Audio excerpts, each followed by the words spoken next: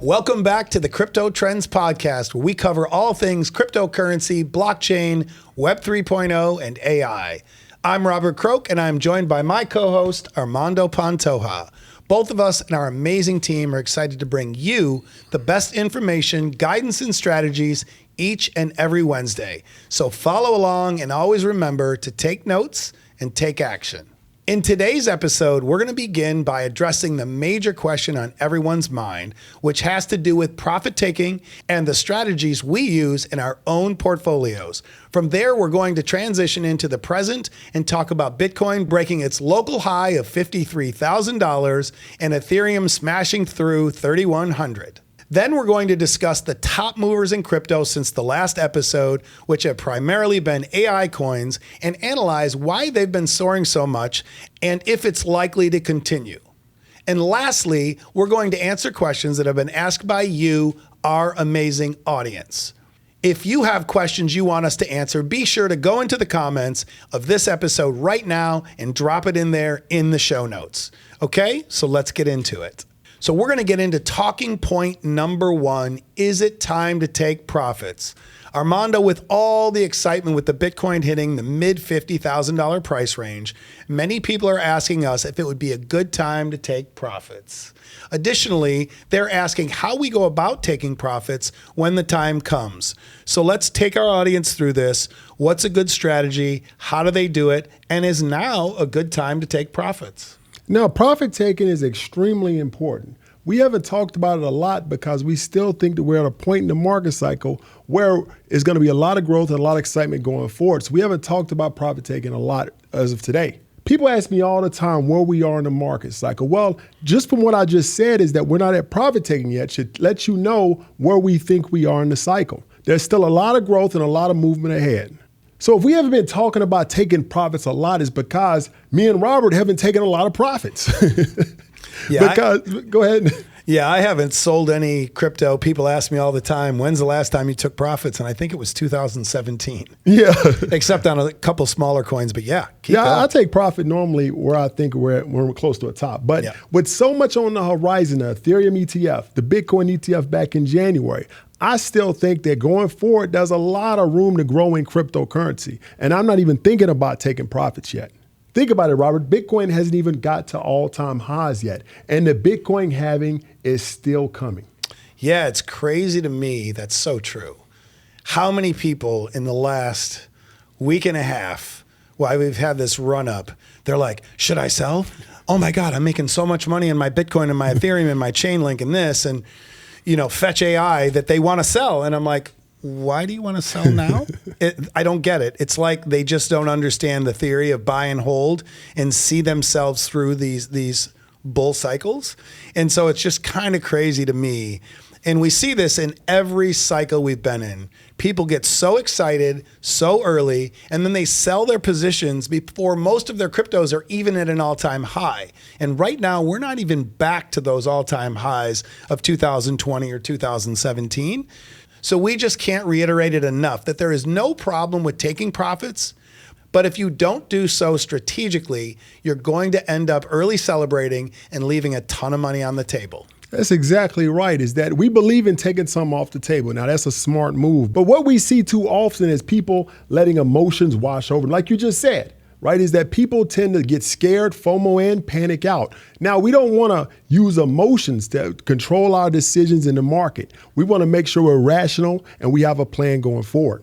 When a coin starts running up at a crazy level, people panic and sell. And then what happens is that coin or token will continue to go up in the middle of a bull run because they don't know where they are in the market cycle. They end up buying back at a higher price and losing that profit from when they sold the first time to when they bought back the second time.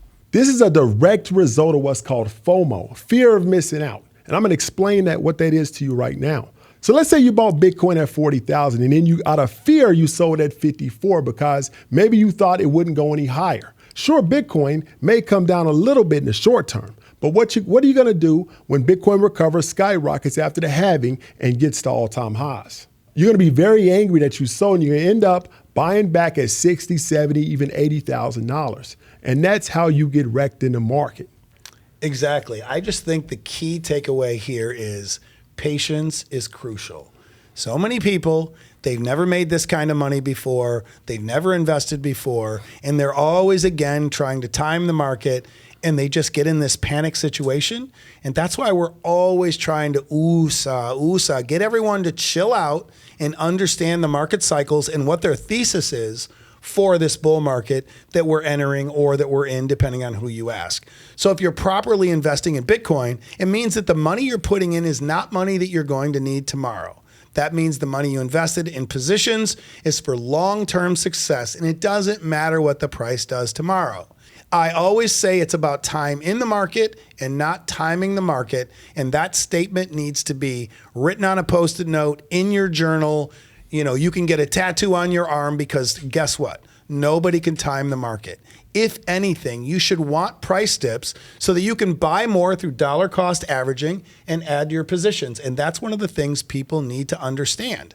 So many of the fake gurus out there are telling people dollar cost averaging doesn't work in crypto because there's too many price swings. People should just gather their money and wait for the big dip. Well, guess what?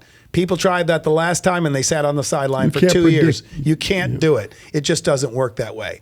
So one thing I always urge investors to do is to think back to the day they made their investment. What was your goal for that investment? What price did you see it at getting into the bull market? And what is your thesis for the long term? Oftentimes when doing this, you'll be able to reframe yourself and take the emotion out of it. Think about it this way. If you bought Bitcoin at 40,000 because you believed it was going to go to 150,000, why in the world would you be stressing out and wanting to take profits at 50,000? Yes, it's a great return, but it wasn't based on the thesis and your understanding of why you did the investment in the first place. That's why we always say zoom out. When in doubt, zoom out. There's a saying I heard recently that I think fits perfectly for this topic, which is price often gets where retail investors think it's going to go. How it gets there is always different. And I think this is key for that to sink into everybody. I wish we could pause for a moment because it's just so important. And why Armando and I will continue to urge you to pace yourselves and always remember, when in doubt, zoom out. So important. Yeah, I love when you say that, Robert. When in doubt, zoom out. It's one of my favorite things that you say because I believe in it so much.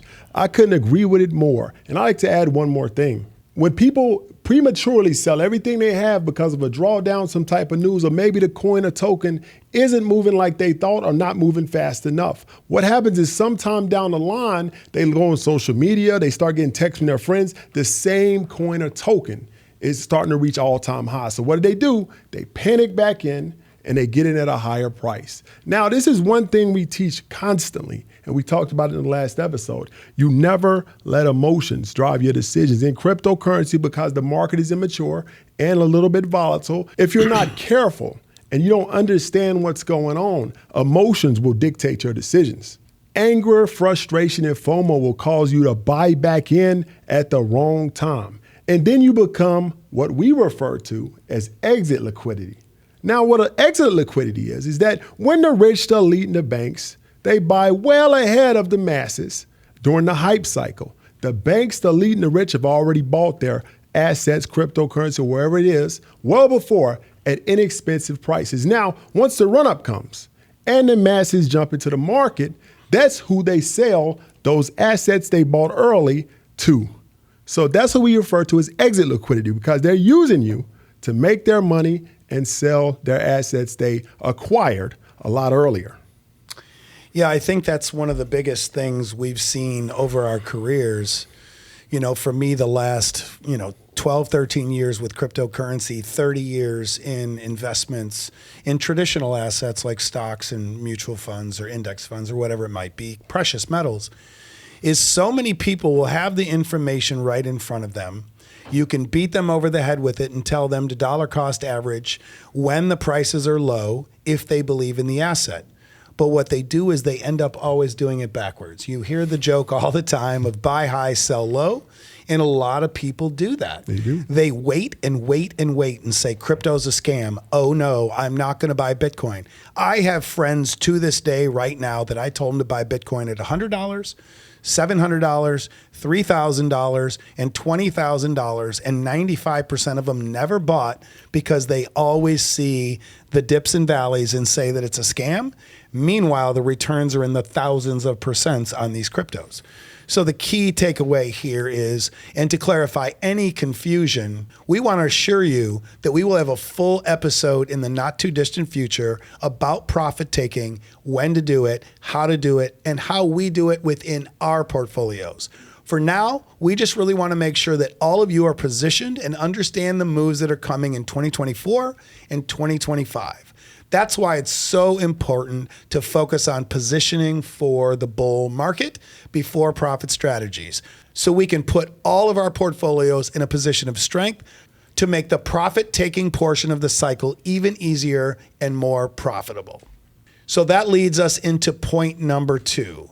Now that we've addressed profit taking, let's zoom back into the present and take a look at what the crypto market is doing right now. So Armando, what are your thoughts on this? It's been a fun few days and few weeks, but walk our listeners through where you feel we're going and what is happening.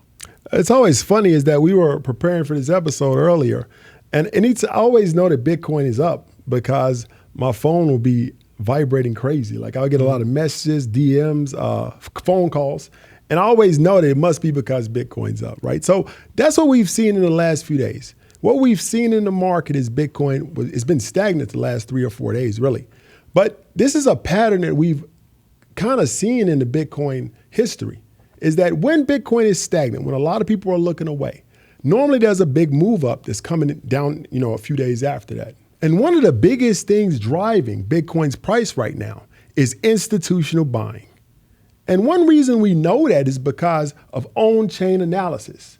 We can see how much Bitcoin is going into which wallet and how the money is moving around on the Bitcoin blockchain. And what we can see is that institutions have been buying ridiculous amounts of crypto and Bitcoin in particular over the last few months, ever since right around the Bitcoin ETF. Mm-hmm.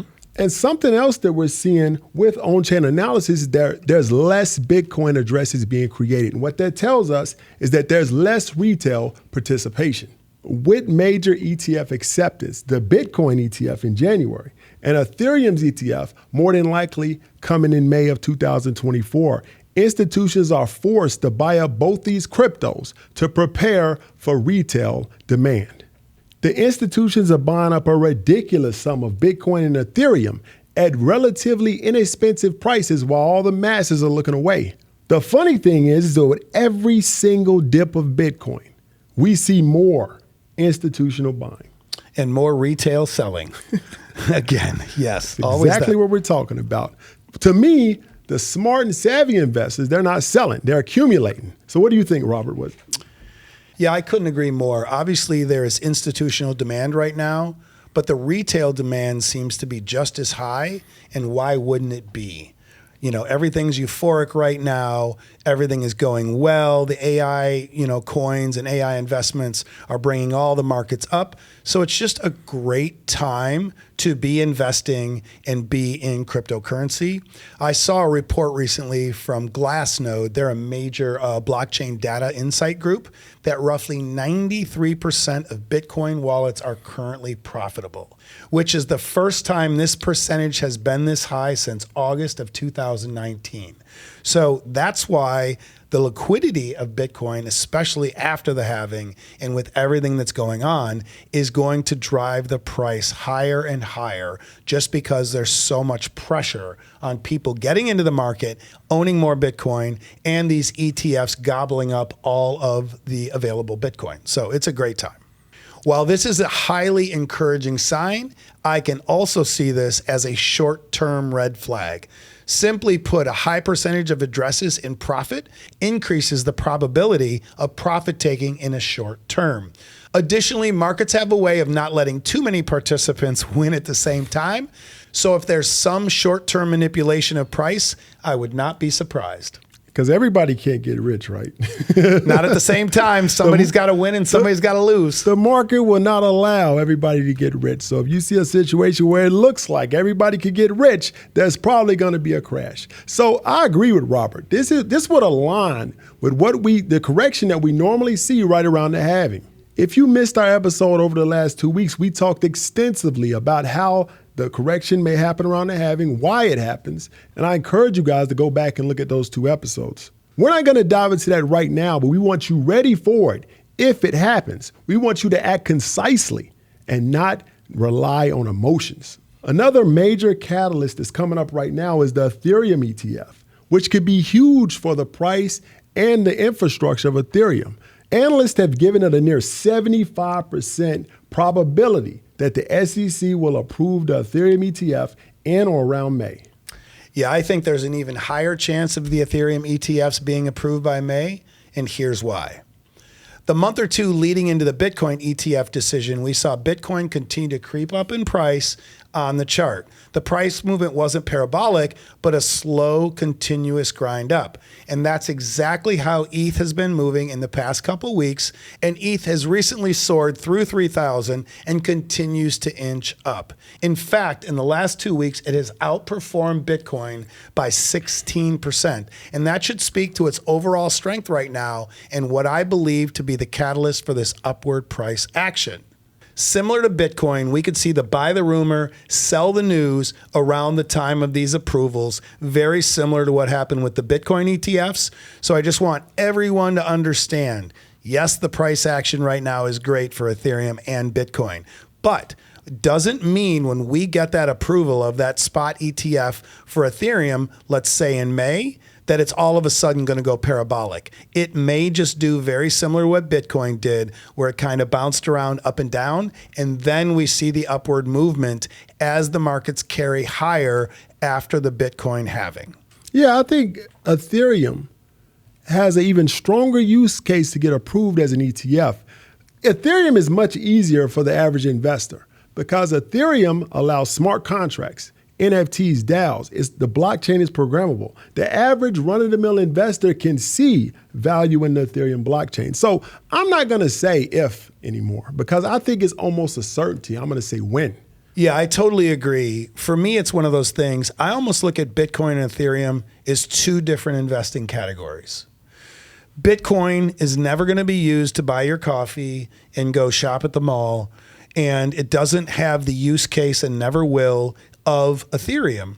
And so Ethereum I look at is the granddaddy of everything that's being built on it and the use case where people can understand that. Whereas I look at Bitcoin as kind of like the wealth storage. It's the gold. It's the new gold of the market. So for me, it's really clear cut of how I look at it and how I understand it. But I can see your point and agree with it totally that Ethereum, you can look at all the adoption and everything that's going on and really understand why it exists. Where other people, some of the top financial minds in the world, say that Bitcoin is snake oil and it's not backed by anything, which is kind of hilarious because neither is the US dollar. So yeah. Or gold. What's gold backed by? But I like to explain to people, I say that Bitcoin is the gold, Ethereum is oil. Just like oil powers a worldwide system of transportation, Ethereum powers a worldwide supercomputer that can do a lot of these great things we just talked about. So let's go into talking point number 3. So talking point number 3, AI coins going crazy, and what are we going to do about it? So Armando, we have to quickly talk about the boom with AI coins over the last couple weeks. Whether it's been Singularity Net, AGIX, or Fetch AI, 2 of our major callouts, crypto AI projects has been soaring through the roof. In fact, I looked it up today with Max, and I called out Fetch and AGIX back in November of 2022. So the timing was so amazing for everyone. But in February alone, AGIX was up as high as 235% and Fetch AI up as high as 137% just in February alone. So who listened? I'm going to steal your phrase right now. My phrase is take notes and take action. His is who listened. So we're going to combine them and I'm going to steal his a little bit. So hopefully Many of you are taking notes and taking action and really using this information for your own benefit. We are really working hard to give you the best information every single week. And so we just want to make sure that you're doing something with it and you're not just sitting on it. Maybe you're taking notes. Maybe you're watching the podcast or our lives, but you're also watching Netflix. So you're really not using this information for your benefit. So that's just so important for everyone to really take this seriously, because we are here every single week to try and really give you the best call outs, the best information, where we're putting our money and how you can take advantage of these bull markets as well. 2024 is a very important year with the Bitcoin having on the horizon, the ETFs coming out, and there's a lot of excitement about Bitcoin in the future in 24 and 25.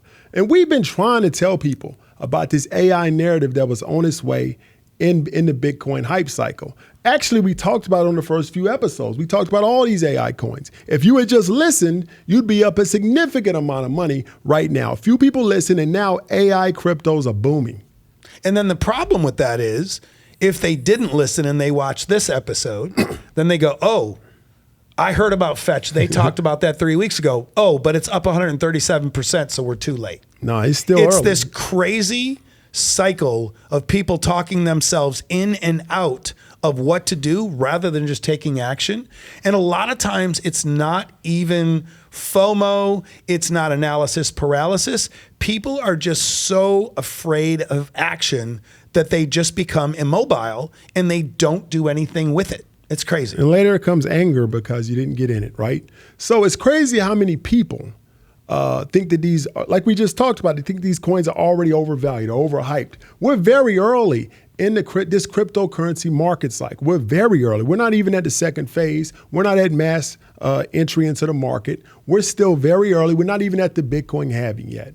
So this couldn't be further from the truth. Both of these technologies, AI and blockchain, are revolutionizing the world as we know it. When you combine them together, they're going to fundamentally change everything we know about technology, everything we know about law, everything we know about science and medicine. It's going to be a crazy couple of next years, and a lot of things are going to change, and there's a lot of money to be made if you pay attention and execute.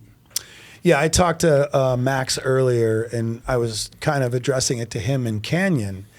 And it's just so important. And I told them, if I were their age right now, to be in your 20s and have this opportunity, I told them I would sell my car, I would sell everything I had, I would get a bike, I would eat Chipotle every day if I had to, and I would work 3 frickin' jobs. I would literally work around the clock as much as I could just to get every dollar I could in my hands to invest in these technologies, in these cryptos, in these AI stocks, and really, really just go all in right now.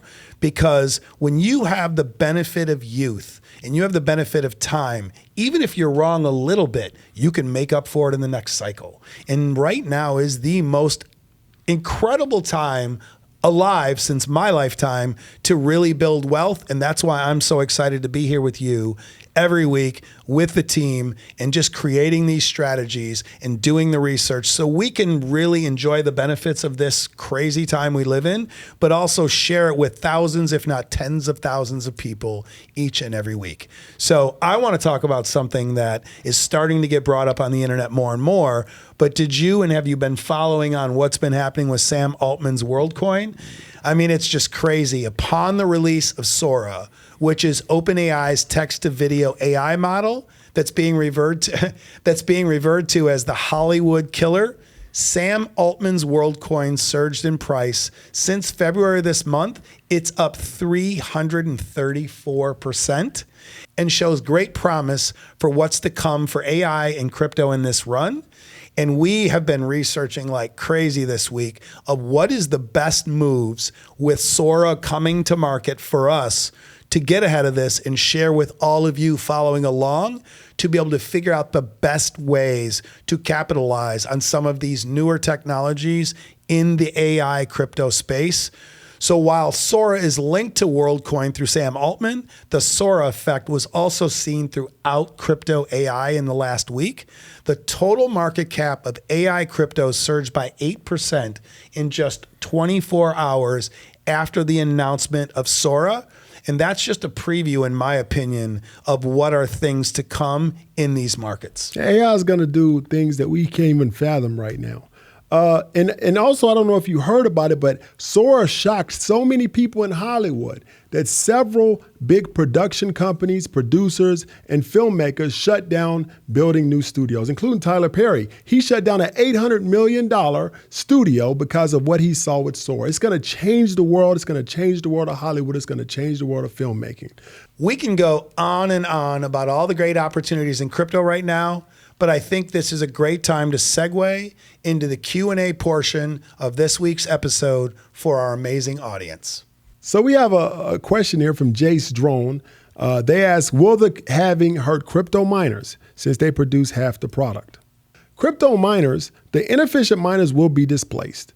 And that was by design in the Bitcoin network. Every 4 years, the halving is going to cut the supply. But the miners who were inefficient, had slower computers, maybe they didn't use electricity well and efficiently, they're going to be wiped out. And the more efficient miners will remain. So this is all by design. Some of the miners will go away, but Bitcoin will move forward stronger. Tony One Blaze asks, will ETH drop after the ETF approval like Bitcoin? Great question, Tony. And in my opinion, I don't know if it'll drop, but it could have similar movement where it has some different ups and down movement during the approval process and after, because a lot of people are going to take profits because we're already running up with Ethereum as we speak. But we shall see. At the end of the day, know your thesis, know why you're buying Ethereum, and adjust accordingly, because we don't know if anyone tells you they know exactly what Ethereum or any of these cryptos is going to do. They're full of crap. But just look at it this way. It could be very similar to the Bitcoin spot ETFs, where it's a buy the rumor, sell the news, and upon approval, you might see some people take profits. We got Melanie Mendez, and she asks, what will you look to invest profits after the bull market? Well, personally, I'm going to invest some of those profits into real estate because real estate is a more stable market. It's always going to be around. But most of my Bitcoin, most of my Ethereum, most of my crypto, I'm going to leave in the market because I believe in cryptocurrency long term. And I know what the cycles are. And I know that eventually in 2028, there's going to be another bull run. So I'm not taking a lot out, but I am taking enough to invest in properties. I thought you were buying a Ferrari too. Oh yeah, I'm buying a Ferrari too. Yeah, he's gonna buy a Ferrari. But I want to do a take on that. So this gets back to profit taking and when, and understanding your thesis for why you're doing this. You know, because you said you're going to take some out when, maybe at the end of 2025, you're going to buy some real estate. I like that because diversity is so important for everyone. Yeah, it's fun and it's euphoric when you're all in on some coins and they're doing well. But the last thing you want to do is be the Dogecoin guy or one of these other people that made millions of dollars and didn't take any profit and then they went back down to nearly zero. So just keep that in mind in your own personal thesis, because only you know what your risk tolerance is, and you need to have that understanding going forward in the coming months. So I'm going to start this next question. B Drinkwater asks, what's the maximum price you could see Bitcoin and Ethereum in this cycle? And I'll take it first. We've talked about it. Let's assume this cycle is the next 18 months.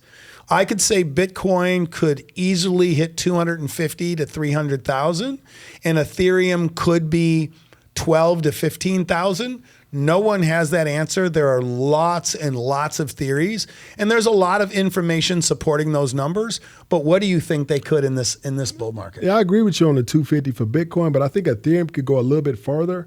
I think we can see Ethereum at 15 to 20,000 this cycle with the ETF, and Ethereum normally moves at a higher rate than Bitcoin in bull markets. Okay, I love it. Well, I want to thank each and every one of you for listening and following along. You can find us on Instagram at Crypto Trends Podcast and on Spotify, Apple, and YouTube. We are so excited for 2024 and beyond and sharing all of our crypto insights with all of you. And before you go, I need you to do me a favor. Drop your questions in the Q&A on Spotify and let us know what you think and if you want our opinions on anything that you have in mind. And if you love the podcast, we need to see that 5-star review. Thank you so much. Have a great day.